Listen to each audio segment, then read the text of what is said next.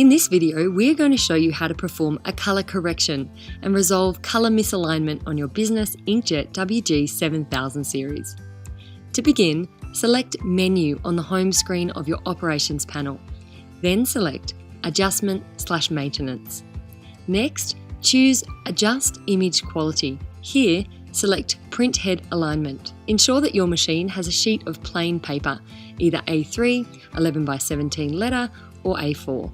When you have loaded the paper, press Next. The printer will now print a test sheet with a printer alignment pattern.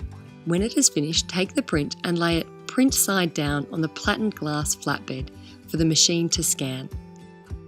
When you're ready, press Start Scanning on the operations panel. The machine will use the scan functionality to align the print heads and resolve. Your machine will use this scan to align the print heads and resolve any colour mismanagement. Congratulations, your WG7000 series is now realigned. Don't forget to remove your test print from the flatbed.